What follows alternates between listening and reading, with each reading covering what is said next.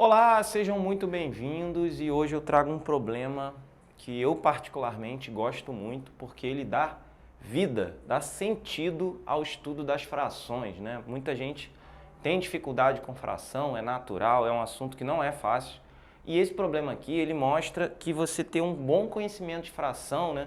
Um bom conhecimento do que significa uma fração, vai te ajudar bastante a entender melhor esse tipo de problema. Então vamos lá, qual é o problema?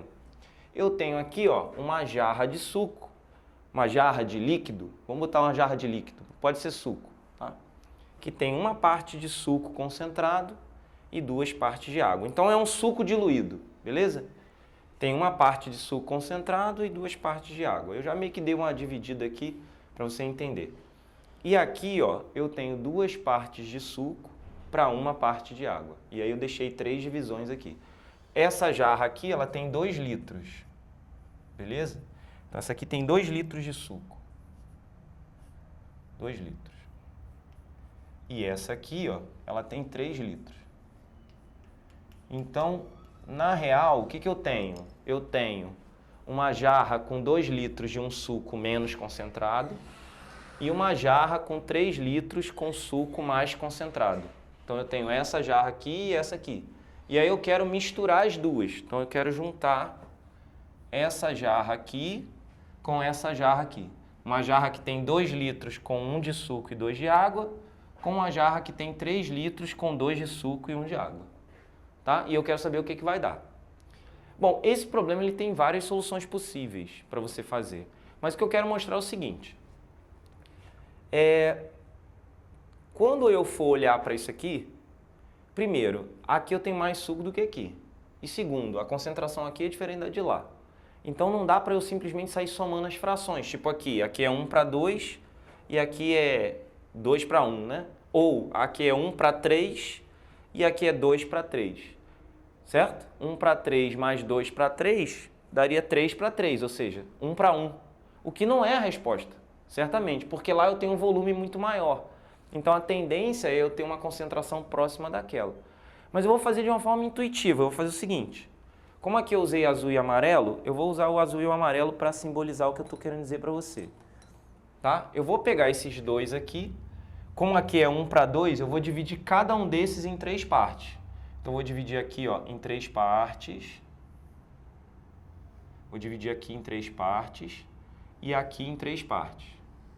Como é uma parte de suco, eu vou pintar uma parte dessa de suco, uma parte dessa de suco.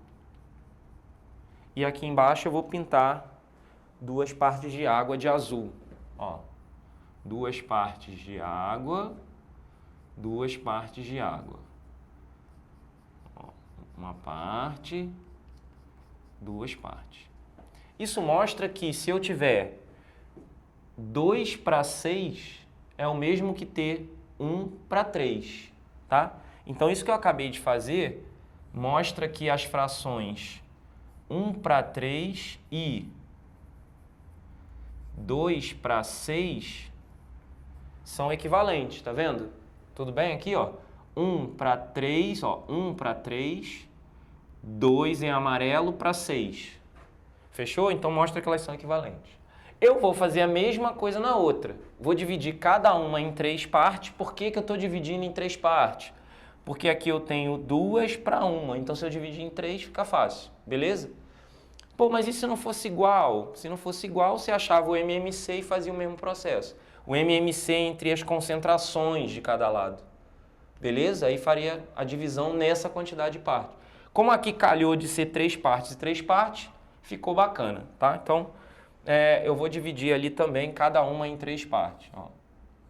E isso é importante para que as partes sejam do mesmo tamanho, para que você possa comparar diretamente. Aqui são 2 de suco, então vou pintar cada uma com 2 de amarelo. Uma de amarelo mais uma de amarelo. Aí fica 2 para 1. Então, uma de amarelo e mais uma de amarelo. Beleza? E em cima, uma de amarelo e mais uma de amarelo. Fechou aqui? E aí agora eu vou pintar o de azul da mesma maneira que aqui, Uma de azul, uma de azul, uma de azul. Então, repare, eu tenho 3 litros e cada litro tem 2:1, o que faz com que a concentração final seja de 2 de suco para 1 de água, né? E repare, né? Então, eu tenho suco 2:3. E aí isso mostra que 2:3, né? Que é a concentração aqui, ó, 2:3, é o mesmo que 2,4,6:9. Ó. Isso mostra que são frações equivalentes. Só que agora, olha só que interessante, como todas as partezinhas são do mesmo tamanho e por isso o MMC é importante, eu tenho quantas partes em amarelo? Eu tenho 1, 2, 3, 4, 5, 6, 7, 8. Então eu tenho 8 partes em amarelo, que são o suco. E quantas partes no total eu tenho? Eu tenho, ó, 6 aqui, 9 aqui. 6 mais 9, então eu tenho 8 em 15. Né? Então eu tenho 8 partes de suco para 15 partes totais. Essa é a concentração, 8:15. Quantas partes de suco para partes de água? Você tem 15 partes, 8:7. Tem mais suco do que água. O que era para acontecer. Porque se eu tenho um suco mais concentrado misturado com um suco menos concentrado, o resultado tende a ficar mais próximo do que tem mais. Ou seja, um suco mais concentrado. Faz sentido. Talvez não tão concentrado quanto esse aqui, mas certamente mais concentrado. Beleza? Ok. Mas como que eu chegaria nessa resposta? Primeiro, se os números fossem complicados demais para fazer o MMC. E segundo, se fosse totalmente literal, se eu quisesse uma fórmula para isso. Quase que eu não consigo escrever no limite lá, mas deu certo. Bom, você vai pensar no seguinte, vamos pensar que as quantidades de suco e de água sejam coisas como massas mesmo. E aí o que você tem? No final, você tem que a massa é a soma das massas. Então a massa total é como se fosse isso, né? Não é a massa, mas vamos pensar que fosse a massa. Um pedacinho amarelo com um pedacinho azul, né? Fossem realmente massinhas. Então, massa total é a massa 1 mais a massa 2. Né? É inegável que se eu somar a massa daqui com a massa de lá, vai dar a massa total. Só que concentração é massa sobre volume. Então, massa é concentração vezes volume. Então, a concentração total vezes o volume total vai me dar a concentração 1, volume 1, mais a concentração 2, volume 2.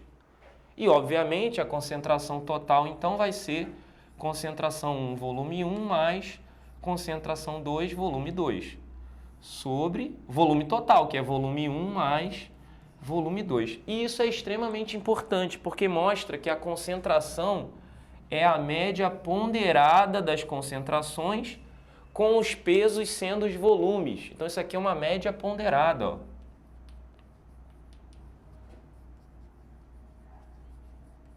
Então, isso aqui é uma média ponderada, beleza? Então, cuidado aí. Bom, agora vamos aplicar para ver se vai dar certo, né? Tomara que sim, né? Vamos ver se vai dar certo. A concentração final, então, tem que ser a concentração da primeira, que é 1:3, cuidado, que é a concentração de 1 para o total, certo? 1:3. Então, ó, concentração é de 1 para 3, mas eu tenho 2 litros. A concentração da outra é de 2 para 3, só que eu tenho 3 litros. E os volumes são 2 e 3, então eu vou somar 2 mais 3. Ficamos então com, dá para enxergar ali? Dá. 2/3 mais 6/3, não vou simplificar, porque aí eu posso somar as frações direto, sobre 5. Beleza? Então ficamos com, ó, aqui, ó, 8/3 sobre 5. Dá para ver aqui embaixo? Dá. Ó, concentração 8/3 sobre 5, que claramente no final vai dar o quê? 8/15, porque vai 8/3 vezes o inverso, né? Então, no final, isso aqui vai me resultar em C igual a 8 sobre 15. Lembrando que o 15 representa o total de partes, certo? O 15 representa o total de partes, ok? Então, a concentração total é de 8, o quê? Partes de suco para 15 partes totais, que foi a concentração que eu defini desde o início, beleza? Então, eu poderia ter feito assim, e isso mostra a importância de entender o que significa dizer uma parte para duas partes, né? Duas partes para uma parte.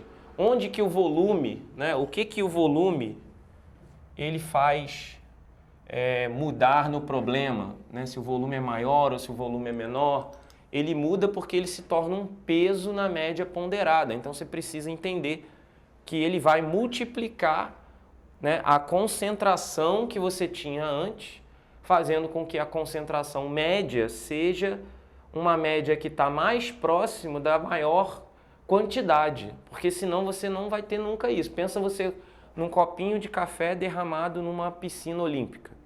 É diferente de um copinho de café com um copinho de água misturados, né? Porque os volumes são próximos, a concentração vai ser intermediária, não vai ser nem muito perto de uma nem muito perto da outra. Mas você pegar um copinho de café e derramar no oceano, por exemplo, que o volume é muito maior, a tendência é não mudar quase nada, porque a concentração final vai ser mais próxima da anterior, que era do próprio mar, ou da própria piscina, né, como o exemplo que eu dei, do que do café em si, beleza?